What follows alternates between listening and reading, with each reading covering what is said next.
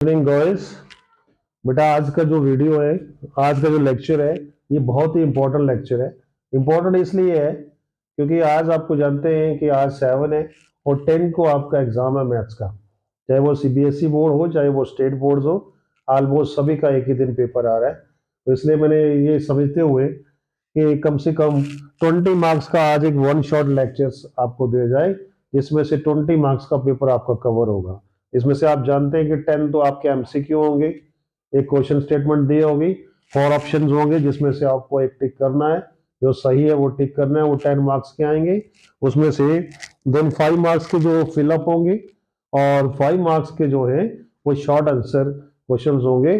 जैसे कोई किसी चीज की डिफाइन पूछ लेंगे, what is an AP, what are congruent lines and so on, इस तरह से क्वेश्चंस होंगे 5। तो टोटल मिलाकर 20 क्वेश्चन जो है, चाहे कोई भी बोर्ड हो, अब पेपर तो ऑलमोस्ट यूनिफॉर्मिटी है और सेम सेम क्वेश्चंस आ रहे हैं। तो आज मैं इन 20 मार्क्स के जो क्वेश्चंस हैं, इनको मैं कोशिश करूंगा कि जो मेन टॉपिक्स है जिसमें से वो अक्सर एमसीक्यू आते हैं, जो हमारा एक्सपीरियंस कहता है, अपने एक्सपीरियंस के अकॉर्डिंगली, पिछले 25 ईयर्स का जो एक्सपीरियंस है मैथ पढ़ाने का, उसके अनुसार मैं आपको टॉपिक वाइज, मैंने ये सारे टॉपिक लिखे हुए हैं, इस टॉपिक वाइज जो एमसीक्यू जो इंपॉर्टेंट है आपके लिए, मुझ मेरी नजर में इनमें से कुछ आ सकता है, वो मैं लेके आ रहा हूं। जैसे सबसे पहले आपको फर्स्ट जो टॉपिक है वो है रियल नंबर्स क्या होते हैं।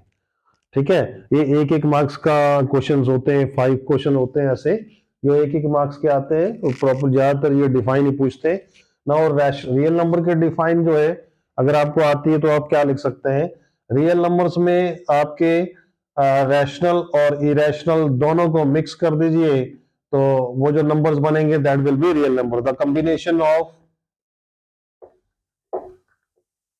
combinations of rational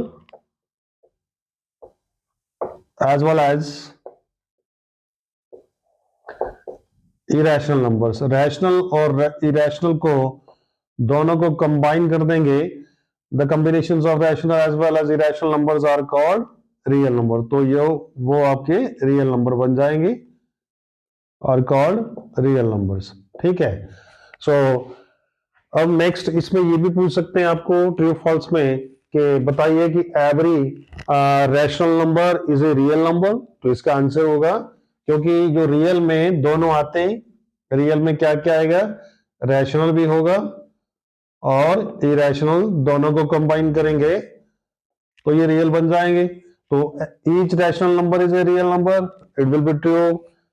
each irrational number is a real number, it is also true. Each real number is a rational, false. Each real is a irrational, it's a false. तो इस तरह से true false में भी आप इसको consider कर सकते हैं, देख सकते हैं कि कैसे ट्रू फॉल्स कैसे बनता है। अभी आपको मालूम है रैशनल में सब आ जाएंगे आपके, इवन नंबर भी रैशनल, ऑड भी, प्राइम भी, ठीक है, integers, all these are rational number. तो ये सब के सब रियल हो गए, but each real number is a rational, that is not possible. हो सकता है रियल नंबर इरेशनल हो। सो यहां से रैशनल रियल है, ट्रू है। Real, all reals are rational, it's false. All reals are irrational, ये भी false. But all irrationals are real, it's true. तो इस तरह की ये 1 मार्क जो क्वेश्चन है वो आपका हो सकता है, 1 नंबर के क्वेश्चंस में इस तरह से आ सकता है आपको। उसके बाद यो इसका ट्रू फॉल्स के बाद जो एमसीक्यू आएगा, एमसीक्यू जो आ सकता है,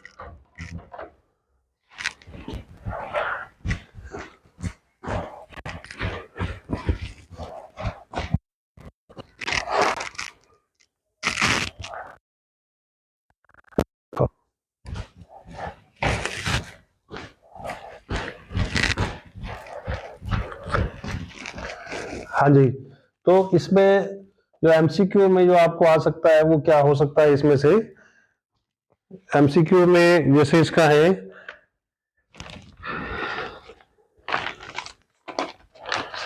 रियल नंबर्स में आपका एडीएल भी आता है, यूक्लिड डिवीजन लेमा का कंसेप्ट भी है। तो यूक्लिड डिवीजन लेमा आप जानते हैं वो क्या है, वो रेशियो फाइंड करने के लिए है। सो जैसे आपको 2 नंबर्स दिए हैं तो आपको एचसीएफ फाइंड करना है, या 2 से ज्यादा नंबर है तो एचसीएफ फाइंड करना है। तो उसमें जैसे आपका ये नंबर है 672, 6 72 and your third number is 120। इसका एचसीएफ फाइंड करना है या इसका एलसीएम फाइंड करना है, ऐसा पूछ सकते हैं वो। तो अगर आपको एचसीएफ फाइंड करना है, आप जानते हैं एचसीएफ क्या चीज होती है। एचसीएफ वो नंबर है जो इन तीनों को डिवाइड करता है। एचसीएफ का मतलब है highest common factor. This is called as highest common factor. तो हाईएस्ट कॉमन फैक्टर का मतलब ये है कि ऐसा नंबर जो इसको भी डिवाइड करे, इसको भी करे, इसको भी करे। अब आप कह सकते हैं सर ऐसे बहुत से नंबर हो सकते हैं जो इन तीनों को डिवाइड करेंगे, तो उसमें से जो सबसे बड़ा होगा that will be your ICF. जैसे फॉर एग्जांपल इसके कौन कौन से फैक्टर है, इसे कौन कौन डिवाइड करता है, 1 करता है, 2 करता है, 3 करता है और 6। ये 4 इसके फैक्टर्स है। All this numbers are factors of 6। इसी प्रकार अगर आप 72 की बात करेंगे, 1 डिवाइड करता है, 2 करता है, इसको 3 करेगा, 4 करेगा, 6 करेगा, 12 करेगा, 18 करेगा एंड 36 करेगा, नेक्स्ट इज 72 करेगा। तो ये सब के सब 72 के फैक्टर्स हैं। लाइक सेम 120 की बात करेंगे तो 120 को कौन कौन डिवाइड करता है, ये सब 120 को डिवाइड करने वाले नंबर हैं। ठीक है,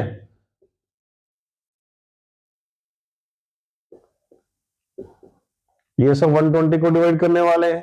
अब इसमें देखिए कॉमन कौन है, 1 तीनों में मिलेगा आपको, 2 तीनों में मिलेगा आपको, 3 भी जो है वो तीनों में फैक्टर्स है, 6 जो है वो इसका फैक्टर भी है, इसका भी है और तीनों का फैक्टर है। तो हाईएस्ट कौन सा हुआ, 6। तो इसका जो एचसीएफ होगा वो क्या होगा, वो होगा आपका 6। इस प्रकार से आप इसका एचसीएफ निकाल सकते हैं।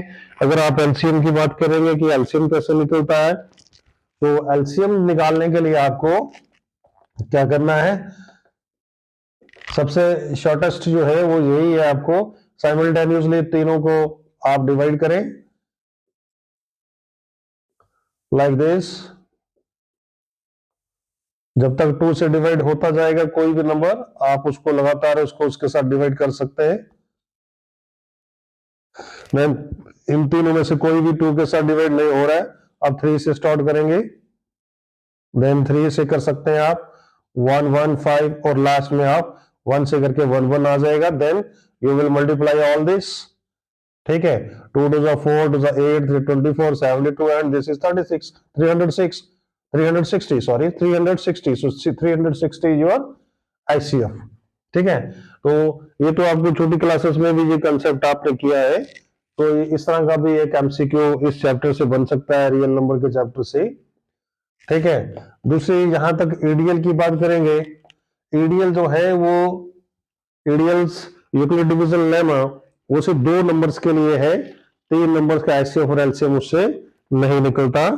सो बट एचसीएफ और एलसीएम में एक बड़ा इंपॉर्टेंट फॉर्मूला है, वो ये है कि ये फॉर्मूला होता है, इसमें वो ज्यादातर पूछते हैं LCF into LCM equal to 1 number. ये यूक्लिड का नंबर, यूक्लिड का फॉर्मूला है, दिस इज सेकेंड नंबर। इसका मतलब है अगर आपके पास कोई भी 2 नंबर है, कोई भी 2 नंबर है, एबीसीडी यानी नंबर्स है, उन नंबर्स का आपके पास एचसीएफ भी गिवन है, एलसीएम भी गिवन है, और दोनों नंबर्स में से एक नंबर कोई दिया है, तो आप सेकंड नंबर फाइंड कर सकते हैं। अगर ये दोनों दिया है तो एचसीएफ एलसीएम, इस तरह का मतलब ये फॉर्मूले से आप कुछ भी फाइंड कर सकते हैं। जैसे एचसीएफ फाइंड करना है तो जो 2 नंबर आपको दिए हैं जिसका आप एचसीएफ एलसीएम फाइंड करने जा रहे हो, उनका प्रोडक्ट करो।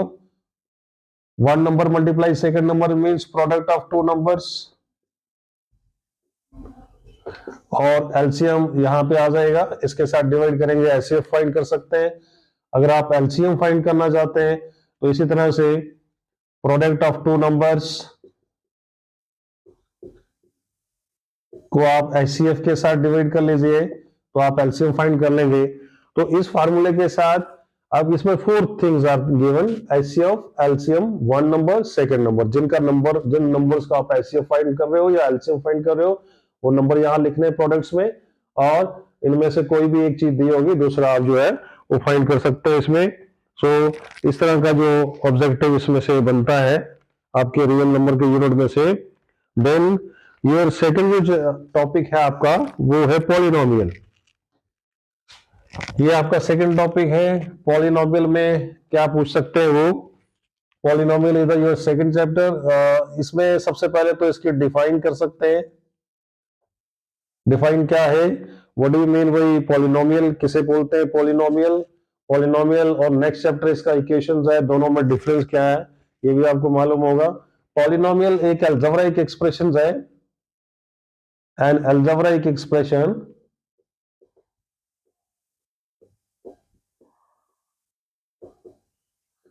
जिसमें क्या क्या होगा, नंबर्स होंगे, लेटर्स होंगे जिसे आप वेरिएबल कहते हैं, देन साइन ऑफ ऑपरेशंस होंगे,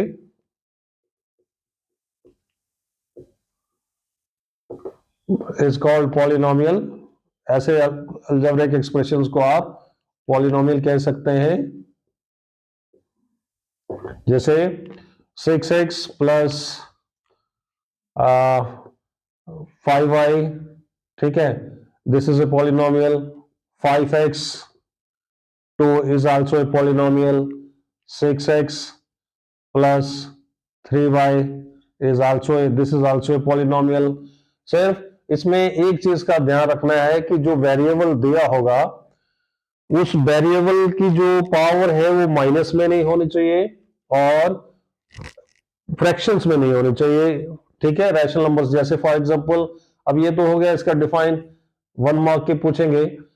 तो उसमें एक चीज और है, पॉलिनोमियल्स की जो काइंड्स हैं वो कौन कौन सी हैं। तो आप इसमें दो प्रकार की नेमिंग है पॉलिनोमियल्स में, one on the basis of terms and second on the basis of degrees.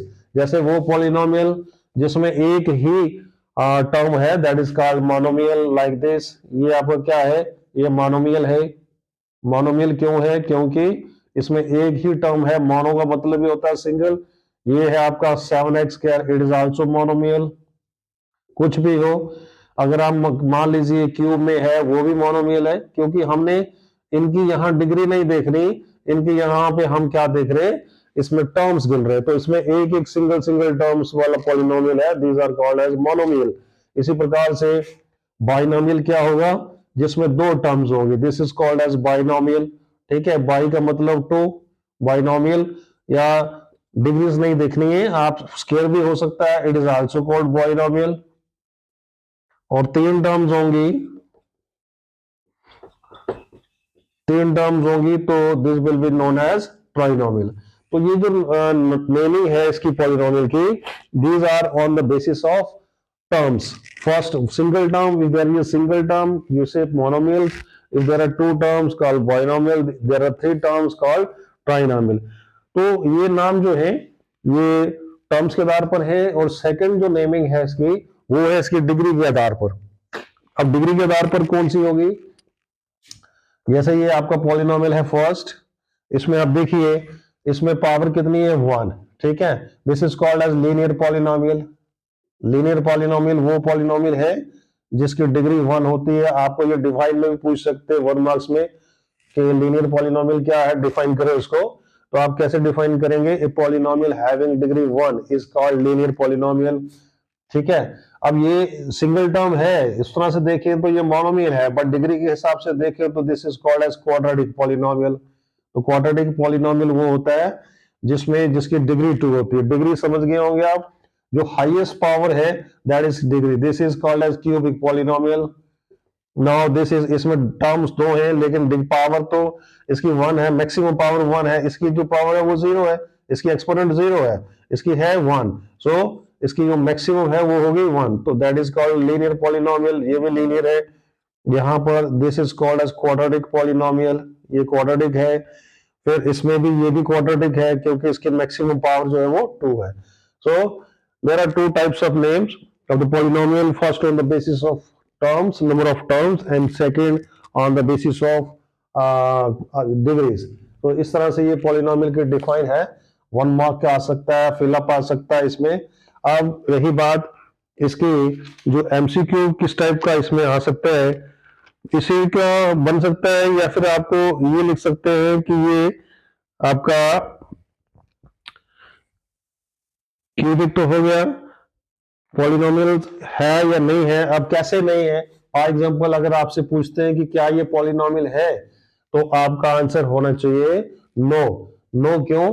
क्योंकि पॉलिनोमियल में क्या होता है कि जो वेरिएबल की पावर है वो कभी भी नेगेटिव भी नहीं होनी चाहिए और फ्रैक्शंस में भी नहीं होनी चाहिए। अगर मैं इसे ऊपर लाऊं तो इसकी पावर -1 हो गई, so it is not a polynomial, तो ये पॉलिनोमियल आपका नहीं है। दूसरी चीज है जैसे 6 आपका आ गया t plus 5 square root of t, ठीक है, ये आ गया। क्या ये पॉलिनोमियल है या नहीं है?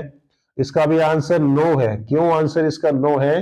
क्योंकि इसका जब रेडिकल साइन आप रिमूव करेंगे, इसका रूट हटाएंगे, तो इसकी जो एक्सपोनेंट है वो बन जाएगी 1/2।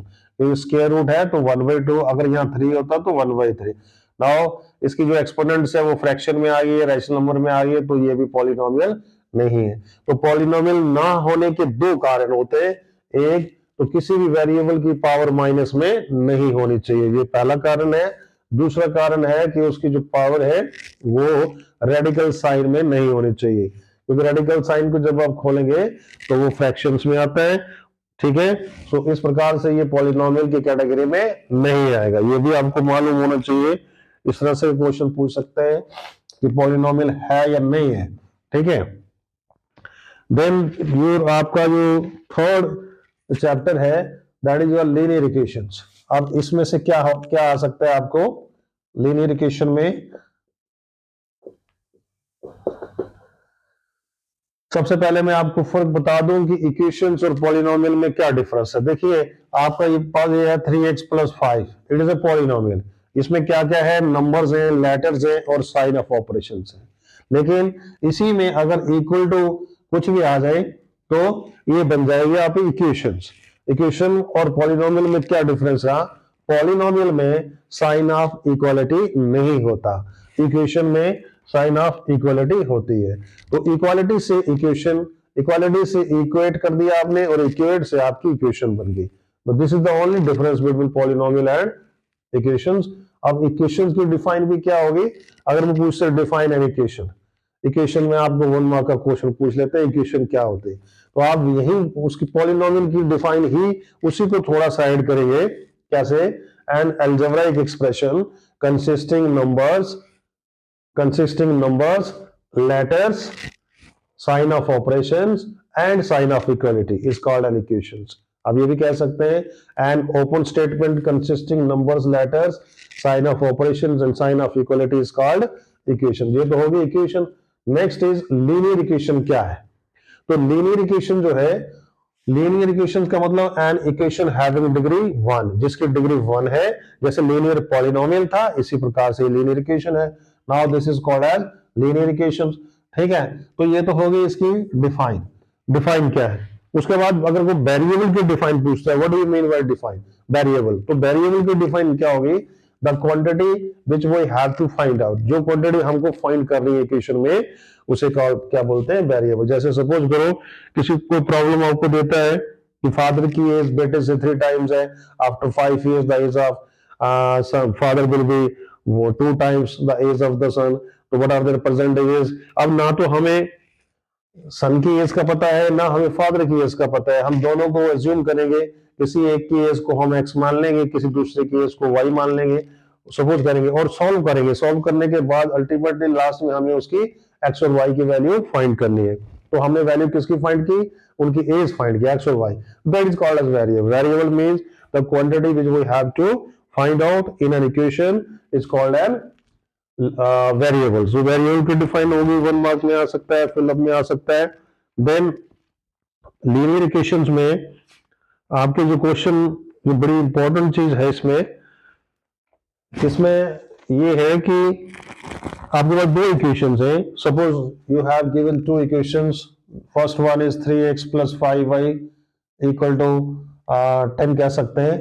Now this is 6x plus 10y equal to 20। Now these are 2 given equations, ये आपको 2 इक्वेशंस दी है, ठीक है। सो अब वो आपसे पूछते हैं कि ये जो 2 इक्वेशंस है इसमें कितनी सॉल्यूशंस है, सॉल्यूशन कितनी है? सॉल्यूशन मींस x और y की ऐसी कितनी वैल्यू है जो इस इक्वेशन पे लगाने पर 10 आए, ठीक। ये आपको बताना है वो x और y की वैल्यू जो यहां लगाने पर 20 आए, तो ऐसी कितनी वैल्यूज है। इसमें हमारे पास 3 केसेस हो सकते हैं। एक हो सकता है यूनिक सॉल्यूशन, दूसरा हो सकता है many solutions, infinitely many solutions, और तीसरा हो सकता है नो सॉल्यूशंस। अब ये कैसे पता लगता है कि इन तीनों में क्या है? इसके लिए हमारे पास एक शॉर्ट फॉर्मूला है। इसमें क्या करना है, आपने x के कोफिशिएंट्स को आप a1 और a2 मान लेंगे। फर्स्ट कोफिशिएंट को a1 मान लीजिए, दूसरे को a2 मान लीजिए। y की जो कोफिशिएंट्स हैं इनको आप v1 और v2 कंसीडर कर सकते हैं। This is 5 and this is 10। जो कांस्टेंट वैल्यू है, जिनके साथ कोई वेरिएबल नहीं है, उन्हें कांस्टेंट कहेंगे। This is 20। सबसे पहले स्टेप में क्या किया आपने, सभी वेरिएबल्स के कोफिशिएंट्स को नोट डाउन कर दिया। उसके बाद आप इनकी रेशियो निकालेंगे। a1 अपॉन a2 की रेशियो क्या आएगी, 3/6। इसे एलिमिनेट करने के बाद आता है 1/2। इसी प्रकार v1 और v2 की रेशियो जो है, देखिए v1 5 है और ये आपका 10 है। इसको भी एलिमिनेट करेंगे तो 1/2 आ गया। Then third ratio is c1 upon c2, that is, अब आप इनको गौर से देखेंगे तो आप देख पाएंगे कि इनमें तीनों रेशियो जो है वो सेम आ रही, ये तीनों रेशियो सेम आ रही। तो रेशियोज अगर तीनों सेम आती हैं तो आपका जो रिजल्ट है वो ये रिजल्ट होगा, इन्फिनाइटली मैनी सॉल्यूशंस का रिजल्ट होगा। तो आपका रिजल्ट क्या होगा, इन्फिनाइटली मैनी सॉल्यूशन। दूसरी बात मैं आपको बताऊं कि अगर इन्हीं दो इक्वेशंस की आप ग्राफ ड्रॉ करेंगे, सपोज करो इनकी 2 या 3 वैल्यू लेके आप ग्राफ ड्रॉ करते हैं, ये पहले मान लेते हैं, सपोज करते हैं कि ये पहले इक्वेशन का ग्राफ आ गया, तो दूसरी इक्वेशन का ग्राफ भी इसी के ऊपर लाइज करेगा। इट मींस ये पहली वाली लाइन को, ग्राफ लाइन को लगातार काटता हुआ जाएगा।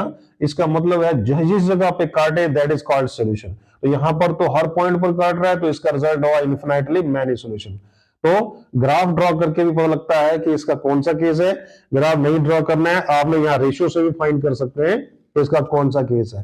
तो if all the ratios are equal then it will have infinitely many solutions. और इसका जो ग्राफ है वो कैसा होगा, कई बार ग्राफ से क्वेश्चन पूछ लेते हैं कि इसका जो ग्राफ है वो कंसिस्टेंट होगा या इनकंसिस्टेंट होगा। तो याद रखें, अगर ग्राफ लाइंस आपस में कटती हैं तो वो कंसिस्टेंट होगा, और अगर ग्राफ लाइंस नहीं कटती हैं, पैरेलल जाती हैं, तो उसे आप इनकंसिस्टेंट बोलते हैं। अब कंसिस्टेंट में दो केसेस होते हैं, मैं आपको बताता हूं। ये आपका फर्स्ट केस हो गया कि तीनों रेशियोज इक्वल आती है। दूसरा केस होता है कि जब आपकी फर्स्ट 2 रेशियोज इक्वल आती हैं लेकिन तीसरी रेशियो इक्वल नहीं आती। उसका जैसे मैं आपको बता रहा हूं, ये सेम इक्वेशन है। मान लीजिए यहां पे आ गया 15, यहां पे आ गया आपका 25। तो यहां C1 और C2 की वैल्यू चेंज हो गई। अब आप A1 और A2 की रेशियो निकालेंगे तो ये आ जाएगा 1/2।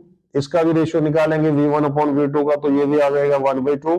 फर्स्ट 2 रेशियो इक्वल हो गई, लेकिन जो तीसरी रेशियो है वो नहीं होगी। 5 3 and 5 5 it will be equal to, तो आप इन तीनों देखिए, आप दोनों की रेशियो इक्वल होगी, तीसरी की इक्वल नहीं हुई। इस केस में जो रिजल्ट आता है वो होता है no solutions. This is called as no solution. तो फर्स्ट 2 रेशियो इक्वल आती है अगर, और थर्ड इक्वल ना आए, then it is the case of no solution. अब आप पूछेंगे सर इसका ग्राफ अगर बनाना हो तो कैसे बनेगा? यस, इसका ग्राफ अगर आप बनाओगे तो इसका ग्राफ आपका दोनों पैरेलल लाइंस आएंगी, इस प्रकार से आएंगी। ये दोनों लाइंस आपस में इंटरसेक्ट नहीं करेंगी, ठीक है। सो अगर ये इंटरसेक्ट नहीं करती है तो समझ लीजिए ये कौन सा है, पैरेलल लाइंस है, और इसका it has no solution. Solution का मतलब, yes, I have told you earlier, when these two graph lines intersects at any point, that point of intersection will be called as the solution of the equations. वो उसकी solution कहलाएगा। अगर ये graph line आपस में intersect ही नहीं कर रही है तो there it has no solutions.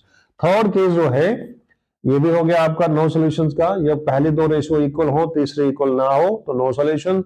Many solution कब होता है? जब तीनों रेशियोज इक्वल हो। अब यूनिक कब होगा? यूनिक के लिए आपको क्या करना है, आप यूनिक के लिए आपका सिंपल कि अगर पहली 2 रेशियो ही इक्वल ना आए, जैसे ये अब आपका आ गया 4/7, now this is 4/7, so A1 upon A2 is not equal to V1 upon V2, so this is the case of unique solutions. अगर आप इसका ग्राफ लाइन पूछे सर, इसका ग्राफ लाइन कैसे बनेगा, इसका ग्राफ लाइन अगर दोनों इक्वेशंस का ग्राफ लाइन बनाएंगे तो ये कहीं ना कहीं किसी एक पॉइंट पर काटेगा, ओनली वन पॉइंट। तो one point means unique solutions. ठीक है, तो ग्राफिकली इस तरह से बनता है और जो रेशियो के हिसाब से इस तरह से। तो first two ratios are if not equal then you can say it's unique. If all the ratios are equal, then say infinitely many solutions. If first two ratios are equal and third one is not equal, then it is a case of no solutions. अब बाद में कर रहा था कि consistent और inconsistent, तो तीन केसेस है यहाँ पर। एक में तो ये ग्राफ लाइन आपस में इंटरसेक्ट ही नहीं करती, पैरेलल लाइंस आती है जब आपका पहला दो इक्वल हो तीसरा नहीं हो, इसे बोलते हैं इनकॉन्सिस्टेंट। कभी कभी ग्राफ से भी एमसीक्यू पूछ लेते हैं। ठीक है, क्योंकि ये 20 मार्क्स का है फर्स्ट, तो आपको ये कोशिश करनी है कि ये 20 तो आपके अपने बने। ठीक है, ये 20 मार्क्स जो है इसमें आप कुछ भी नहीं थोड़ा सा प्रयास करेंगे तो ये आपके 20 मार्क्स तो आपके एटलीस्ट ये तो है ही है, ये हर बच्चा स्कोर कर सकता है इसमें। देन ये इनकॉन्सिस्टेंट का केस है, यहां भी ग्राफ लाइंस करते हैं यहां भी ग्राफ लाइन करते हैं, तो फिर ये दोनों कंसिस्टेंट हो गए, इसे सिंपल बोलेंगे कंसिस्टेंट। और तीसरा केस होता है कॉन्सिस्टेंट एंड डिपेंडेंट। तो ये तीसरा केस है कॉन्सिस्टेंट एंड डिपेंडेंट। तो याद रखिए ग्राफ के आधार पर भी क्वेश्चन आपका एमसीक्यू बनता है, रेशियो के आधार पर भी बनता है, या इसके डिफाइंस वगैरह भी पूछी जा सकती है। तो ये था आपका लीनियर इक्वेशंस के। देन अगर आप फोर्थ क्वाड्रेटिक में आ जाए, फोर्थ टॉपिक जो आपका क्वाड्रेटिक इक्वेशंस का है, इसमें से क्या पूछा जा सकता है,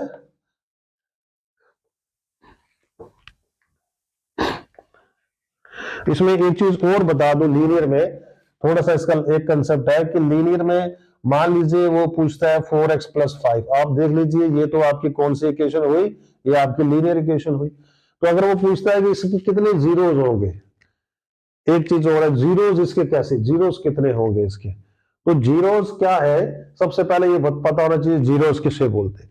जीरोस वेरिएबल की वो वैल्यू है जो यहां लगाने पर लेफ्ट साइड का आंसर और ये राइट के बराबर आ जाए, लेफ्ट और राइट का आंसर सेम आ जाए, यानी ये इक्वेशन सेटिस्फाइड हो, ऐसी वैल्यू को हम सॉल्यूशन कहते हैं। अब ये क्योंकि ये लीनियर है इसलिए इसका एक ही सिंगल आपका एक ही जीरोस होगा। आप देख लीजिए कैसे जीरो होगा, अगर मैं x की जगह 1 लगाता हूं, if I substitute the value of x equal to 1, then their answer will be 4 + 5 = 9।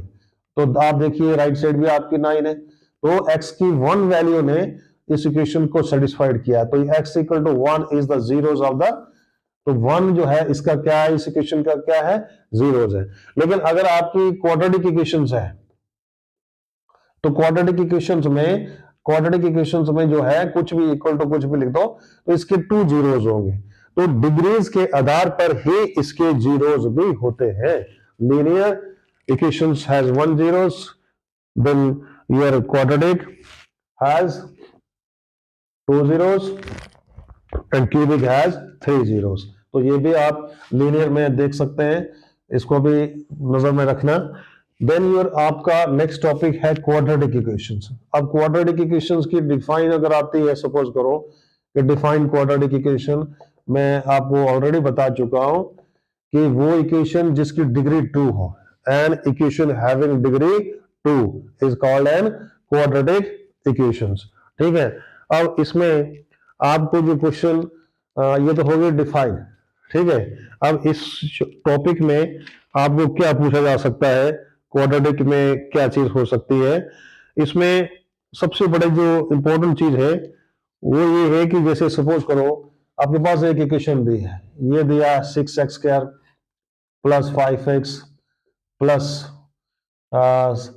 कुछ भी 2 लिख सकते हैं = 0 हो गया, ये हो गई आपकी क्वाड्रेटिक इक्वेशन। क्वाड्रेटिक क्यों होगी, क्योंकि इसकी मैक्सिमम पावर 2 है, इसकी अगर एक्सपोनेंट में लिखना है तो 0 आएगा, इसका 1 है इसका 2 है, तो सबसे बड़ी जो पावर है वो है 2। सो जिस इक्वेशन की डिग्री पावर एक्सपोनेंट जितनी हो, मैक्सिमम जो हो वही डिग्री कहलाती है, तो इसकी मैक्सिमम है 2, दैट इज कॉल्ड 2 इसकी डिग्री होगी, और जिस इक्वेशन की डिग्री 2 हो that is called quadratic equations. ठीक है, अब इसमें जो क्वेश्चन पूछा जाता है कि बताइए इसमें जो रूट्स आएंगे, नंबर 1 तो इसके 2 रूट्स आएंगे, क्योंकि क्वाड्रेटिक है तो इसके रूट्स भी 2 हैं। लीनियर में हम उसको जीरोस कहते थे, ठीक है, वो जीरोस वाला कंसेप्ट था, इसमें रूट्स वाला कंसेप्ट है।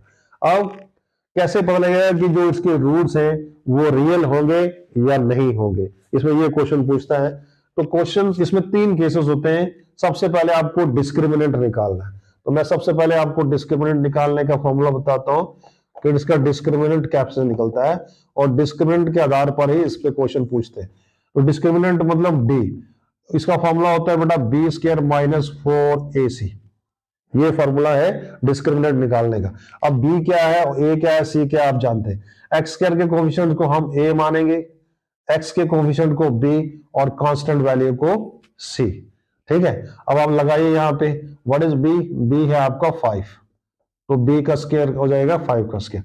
नाउ 4, a आ गया आपका 6 और c आ गया आपका 2, तो आप इसको फाइंड करेंगे, 5 का स्क्वायर हो गया 25, तो this is 48, now this is 23, but d की वैल्यू आई आपकी माइनस में। तो अगर d की वैल्यू 0 से कम आती है जैसे इस केस में है, तो फिर हम बोलेंगे it has no real roots, इसमें कोई भी रूट्स रियल नहीं होंगे, it has no real roots. ठीक है बेटा, सो d की वैल्यू d डिसाइड करता है कि इसके रूट्स रियल होंगे या नहीं होंगे। अब सेकंड केस है कि अगर d की value if the d is greater than 0, अगर d की वैल्यू आपकी 0 से बड़ी आती है, तो अगर d की वैल्यू 0 से बड़ी आती है तो याद रखें इसका आंसर क्या होगा, it has 2 distinct real roots, यानी इसके रियल रूट्स होंगे और दोनों रूट्स जो भी होंगे वो अलग अलग होंगे, सेपरेट होंगे। 8 3 8 5 हो सकता है, 5 7 कुछ भी हो सकता है, एनी रूट्स 2 होंगे, दोनों अलग होंगे। लेकिन कैसे डिसाइड होगा, अगर d की वैल्यू आपकी 0 से बड़ी आती है, तो ये आपका सेकंड केस है। थर्ड केस है कि अगर आपका d की वैल्यू कंप्लीट 0 ही आती है, d आपने निकाला 0 ही आ गई, तो अगर इसकी d की वैल्यू 0 आती है तो फिर आप इसका क्या रिजल्ट लिखेंगे, इसका फिर ये रिजल्ट होगा it has 2 equal real roots, इसके जो रूट्स आएंगे वो रियल तो होंगे ही, बट वो सेम रूट्स आएंगे, सेम वैल्यू आएगी। रूट फाइंड करेंगे तो इसके दोनों रूट्स सेम आएंगे। सो इस तरह के ये 3 इस तरह से एमसीक्यू जो है इस चैप्टर में पूछा जा सकता है, रियल है या नहीं है, डिस्टिंक्ट है या नहीं है। उसके बाद एक और चीज जो इसमें ज्यादातर कॉमन है जो एमसीक्यू में पूछते हैं, वो ये पूछते हैं, वो रूट्स नहीं बताते, रूट्स पूछते भी नहीं कि रूट्स फाइंड करो, वो सीधा ये पूछते हैं कि इसके रूट्स जो होंगे, 2 इसके रूट्स होंगे, उनका सम क्या होगा या उनका प्रोडक्ट्स क्या होगा, sum of roots and products of roots. It means quadratic equation is given to you, quadratic equation आपको दी है, आपसे पूछा जा रहा है कि इसके रूट्स का सम क्या होगा और इसके प्रोडक्ट क्या होगा। भाई रूट तो है नहीं, तो आप सीधा ही सम पूछते हो, पहले तो रूट्स निकाले फिर सम करें, रूट्स निकाले फिर प्रोडक्ट करें, नहीं, इसकी भी जरूरत नहीं है। सम ऑफ रूट्स आप डायरेक्ट फाइंड कर सकते हैं विदाउट फाइंडिंग द रूट्स। ठीक है, वो कैसे, ठीक है, आप बोलेंगे ये तो चमत्कार है, इसका ये फॉर्मूला है सम ऑफ रूट्स निकालने का -b/a, और प्रोडक्ट्स ऑफ रूट्स अगर आप निकालना है तो इसका फॉर्मूला होगा आपका c/a। ठीक है, देखो कितना सिंपल है। b क्या है, अब जैसे सम ऑफ रूट्स निकालना, b क्या है आपकी, ये आपका एक्स स्क्वायर का कोएफिशिएंट जो है वो a है, x का कोएफिशिएंट b है, और कांस्टेंट वैल्यू को हम c लेते हैं। Now what is b your 5, minus का है भाई, माइनस को छोड़ना मत, इसको बेकार की चीज मत समझना, माइनस प्लस में बहुत फर्क पड़ता है मैथमेटिक्स में। ठीक है, इसका पूरा सम्मान किया जाता है माइनस प्लस का। What is a, that is 6। ठीक है, तो this is your sum of roots. इसी तरह से प्रोडक्ट ऑफ रूट क्या होगा, 2/6। अगर करता है, मन करता है काटने का तो काट भी सकते हैं, नहीं करता तो छोड़ सकते हैं। Now this is sum of roots, क्या आ गया इस इक्वेशंस की जो सम ऑफ रूट्स का, -5/6 and product of roots is 1/3। क्या गिवन था आपको? इक्वेशन गिवन थी, क्वाड्रेटिक इक्वेशन गिवन थी, आपने sum of roots and products of root find किया। इस प्रकार से कोई भी क्वाड्रेटिक इक्वेशन आपको दे देंगे, वो बोलेंगे बताओ इसका सम ऑफ रूट्स ये है, इसके 4 ऑप्शन नीचे दिए होंगे, आपने 4 में से जो सही है उसको टिक करना है। तो बट पहले क्या करेंगे, आप उसको फाइंड कर लेंगे माइनस बी अपॉन। एक चीज और ध्यान रखना, माइनस का बहुत बड़ा रोल है। कुछ माइनस जहां से उठा के कोई बच्चे प्रोडक्ट के साथ माइनस लिख लेते हैं, तो फिर सारे का सारा जो है वो चौपट हो जाते हैं, ठीक है। और फिर बाद में माथे पे हाथ रख के रोते हैं, और ये क्या हो गया?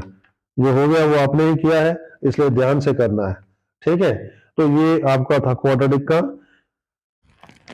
इसमें से इनको पेपर में जाते से पहले इस पर नजर लगा देना, छोटा छोटा बेसिक्स कंसेप्ट है, ठीक है।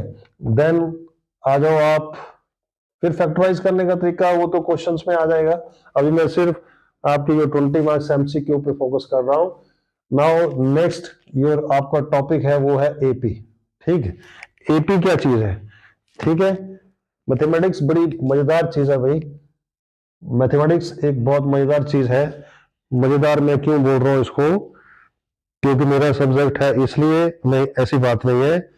मैथमेटिक्स मजेदार इसलिए है कि जो काम आप पूरा दिन लगा के करेंगे, उसको मैथमेटिक्स में फॉर्मूला लगा के आप 2 ही मिनट में कर सकते हैं। 2 दिन का काम 2 मिनट में कर सकते हैं।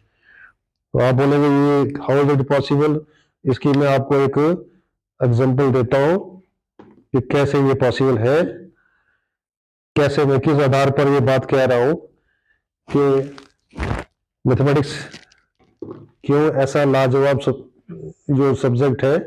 देखिए, अगर मैं आपको कहता हूं कि ये आपके पास है भाई 1, ठीक है, 2 + 3 + 4, ये आपके पास लिस्ट ऑफ नंबर्स है, ठीक है, नंबरों की एक लिस्ट है, और ये लिस्ट चलती है मान लीजिए 500 तक,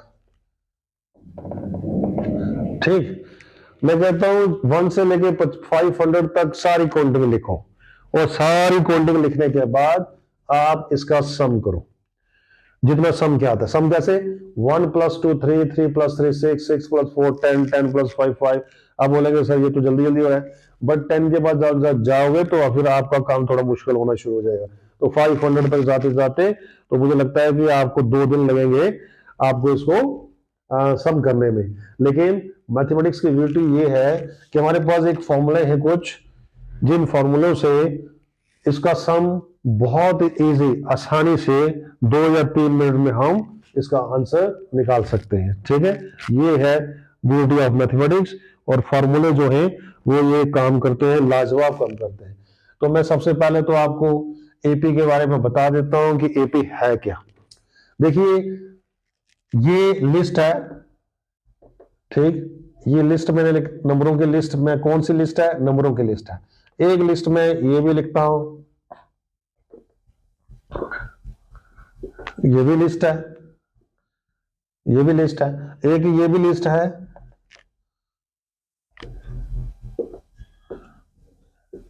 ये सब के सब नंबरों के लिस्ट से, ठीक है। These are all are the list of numbers. लेकिन इनमें एक फर्क है, एक फर्क जो है वो ये है कि इस लिस्ट ऑफ नंबर्स को अगर आप देखेंगे, जो आपका फर्स्ट टर्म है, सेकेंड टर्म कैसे मिला? इसमें आपने +4 किया, 2 में +4 किया तो आपका आ गया 6।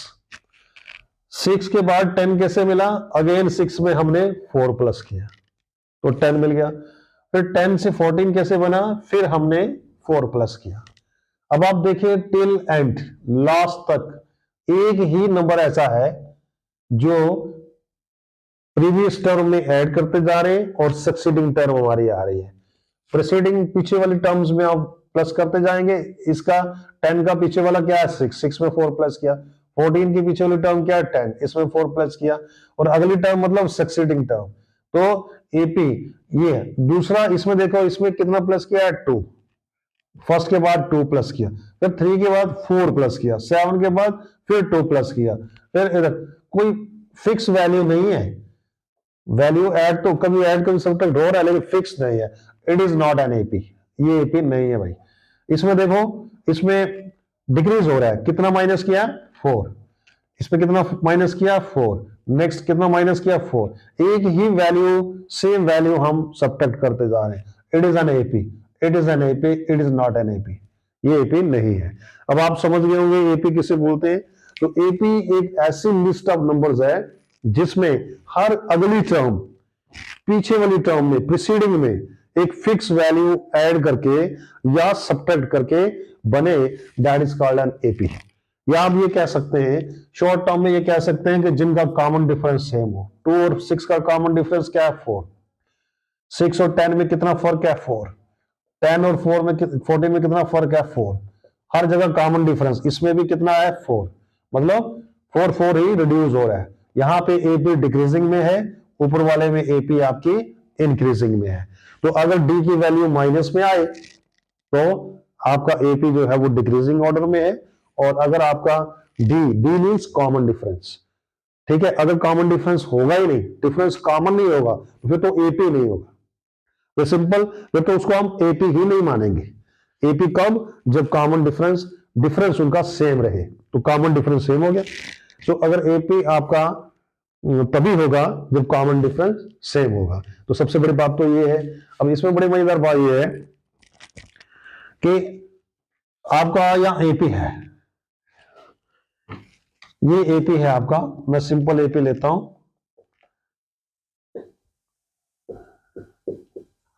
ये मैंने एपी लिया।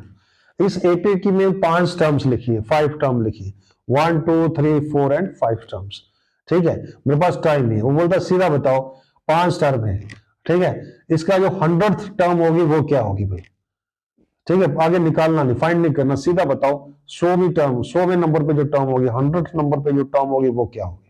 तो हमारे पास इसके लिए भी इलाज है। सबसे पहले इसमें करना क्या है, आपको इस फर्स्ट टर्म को आप हमेशा ए मानेंगे, this is a first term, ठीक है, जो भी एपी होगी उसकी फर्स्ट टर्म तो ले ही लेंगे।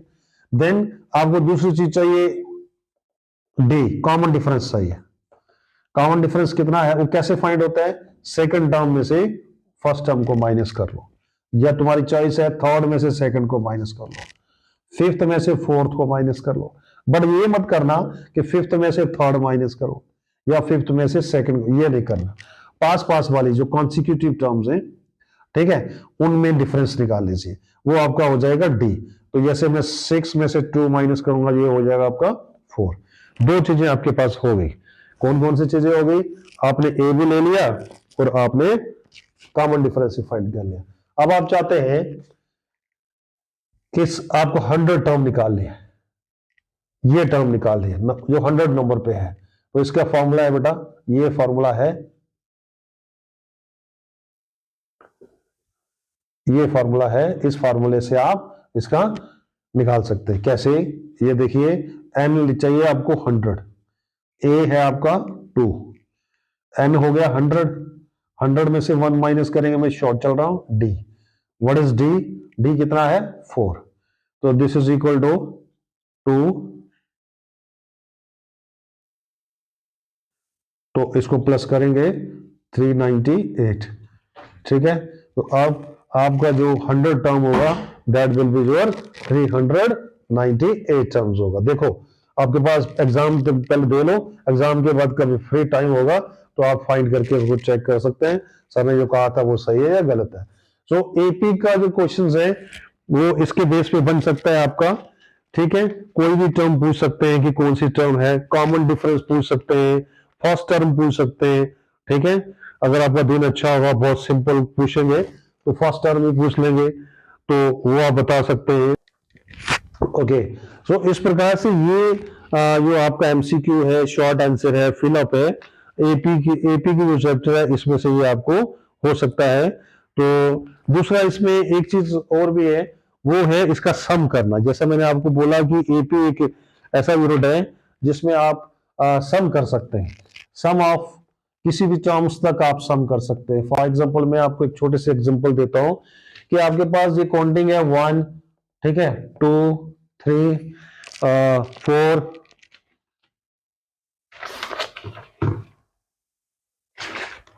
तक है, तो 100 तक आपकी काउंटिंग दी है, आपने इन सब का सम करना है, ठीक है। तो सम कैसे किया जाता है, इसका सम कैसे होगा, अब आप क्या करेंगे, सबसे पहले आपको ए की वैल्यू, फर्स्ट टर्म आपकी है 1, उसके बाद आपका डी, डी आप जानते हैं कॉमन डिफरेंस कैसे है, सेकंड टर्म में से फर्स्ट टर्म को माइनस करेंगे या थर्ड में से सेकंड, ये हो गया आपका कॉमन डिफरेंस। कितने टर्म तक सम करना है आपको, 100 टर्म तक, तो एन हो गया आपका 100। देखो हमारे पास ये फॉर्मूला है, जिस फॉर्मूले से आप सम कर सकते हैं, वो क्या फॉर्मूला है, s n is equal to n by 2 a plus l. तो एस एन का मतलब 100 टर्म, एन हो गया आपका 100, what is a 1, what is l 100, ठीक है। आप इसे काट सकते हैं यहां पे, so this will B 50 multiplied by 101, this answer will be, तो यहां से इस फॉर्मूले से आपको जो एमसीक्यू जो वो निकल सकता है कि कोई भी एपी दी है उसका सम कैसे निकलता है। ये फॉर्मूला है आपके पास n/2 a प्लस एल, ठीक है। सो यहां तक बेटा 5 चैप्टर जो है, यहां तक मैंने आपके इस जो बनाए हैं एमसीक्यू, कोशिश की है कि जो according to me, as per my knowledge, as per my experience, यहां तक ये क्वेश्चंस पूछे जा सकते हैं किस टाइप के, वो मैंने बताया है। उसके बाद जो ये पार्ट 1 है, नेक्स्ट जो चैप्टर्स है वो आपको नेक्स्ट पार्ट में दूंगा। सो यहां तक आपने मेरी वीडियोस को देखा है, thanks for watching this video, and please I request you to share this video if you find it interesting with your friends, with your colleagues, and with your everyone.